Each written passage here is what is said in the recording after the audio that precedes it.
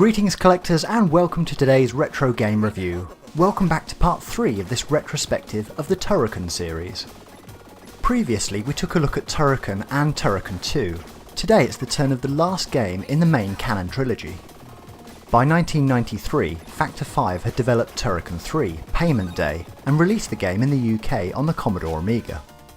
The times were changing though, and distribution of the game became more of an issue. The previous entries had been released on numerous home formats. By 1994 though, there were far less mainstream home consoles and microcomputers. It was now the age of the gaming console. In 1994, Turrican 3 Payment Day became Mega Turrican for the Sega Mega Drive and Sega Genesis. The game saw a worldwide release by publisher Data East and Sony ImageSoft. Despite being released first, the Amiga version of the game is technically a port of the Sega Mega Drive and Genesis game. Throughout its development, Turrican 3 was in some doubt as to where the development focus should lie. With the Commodore Amiga losing ground to both the traditional IBM compatible machines as well as the 16-bit Nintendo and Sega consoles, the final solution was a small European Amiga release but a worldwide Sega console release. This resulted in a technically superior release on the Sega Mega Drive and Genesis, as porting back to the Amiga led to losses in some graphical detail. I'm showing footage here of Mega Turrican for the Sega Mega Drive and Genesis. As you might expect from a Turrican game, the game plays very smoothly. The weapon upgrades are here, the decent soundtrack is here, and I'm pleased to report that Mega Turrican is a very solid release. New additions to the game include a rebound shot that tracks along the walls and other various modifications from the previous weapon set. The largest change is the grappling hook. This added game mechanic allows the player to reach previously unreachable platforms. In general, the grappling hook works well. It's used sparingly and to good effect. It never feels like a gimmick. The feature has a warranted reason for being included in the game design. The largest change from previous entries in the series is the emphasis on shooting. There's far more running and gunning than ever. You'll find that autofire is very much your friend and expect to see bullets and projectiles flying across the screen fairly much non-stop when you play. The experience does feel different to the other games, but not unwelcome. It shares enough to feel familiar, yet different enough not to feel like a rehash of the previous games. Whilst Mega Turrican is somewhat open plan, the levels are undeniably much more linear than before. At times, taking the feel very much of a traditional platformer. Again, this actually works really well. As much as I enjoy Turrican 1 and 2, I can definitely see the appeal of the shifting gameplay. As with the other Turrican games, there are some great set pieces. The boss fights are genuinely epic.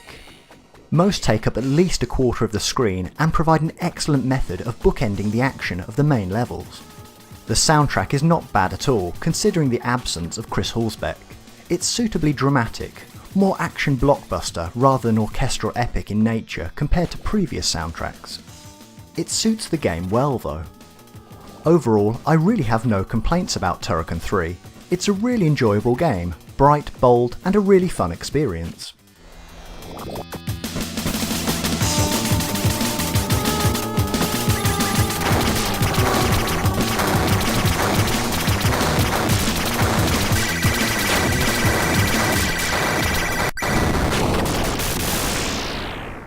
Here is the physical release of Mega Turrican. Expect the regular black plastic case, along with really decent artwork on the box, manual and cartridge. Hopefully by this point I've convinced you all to run out and collect the Turrican series. Here's a rough guide to the current pricing. For the big box Turrican 1 on the Commodore 64, a price of around £20 or $25 is the going rate for a near mint box edition. For Turrican 2 on the Commodore 64, a price of around £15 or up to $20 is a regularly achievable price. For a PAL edition of Mega Turrican on the Sega Mega Drive, you're going to have to dig a little deeper into your pockets. Here in the UK, prices starting around £100 are common. If you are buying online, insist on seeing close-up images of the labels and printed areas. Due to the game's value, there is sadly a large amount of reproduction cartridges being passed off as genuine editions.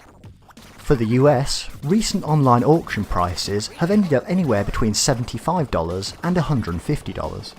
It's worth noting that outside of the main Turrican canon trilogy, there were other entries in the series. Super Turrican for the Nintendo Entertainment System, Super Turrican and Super Turrican 2 for the Super Nintendo, a fan remake called Hurricane, and of course the Universal Soldier licensed game. You'll also find various ports of Turrican on numerous consoles, including the Nintendo Game Boy. To keep this retrospective down to a reasonable 3 episodes, I've intentionally not covered all of these games in detail. Instead, focusing on the main trilogy should set you on a good path to collecting the Turrican series. I would like to say though that Super Turrican on the Super Nintendo is an excellent game.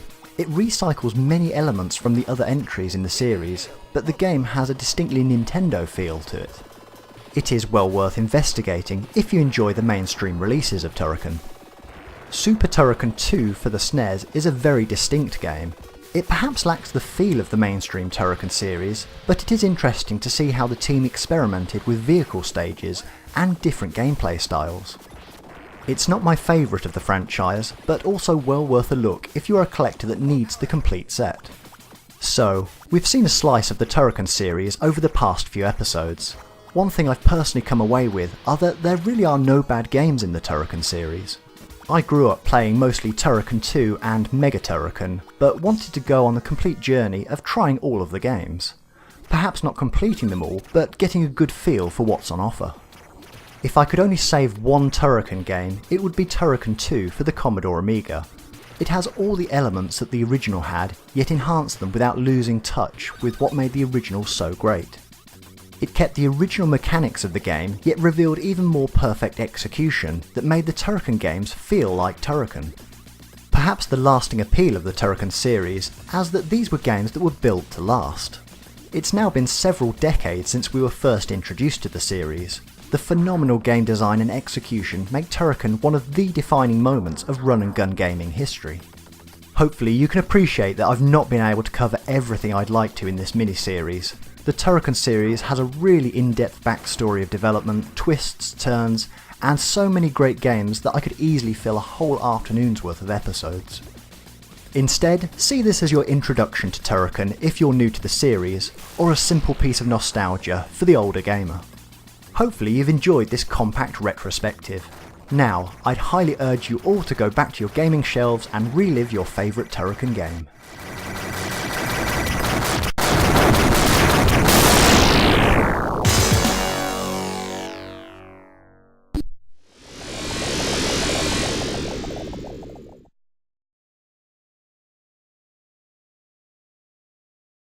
Hello again, I hope you enjoyed today's show and thank you for the view. Remember, you can always comment, like, subscribe and find us on the social media sites below. Happy collecting!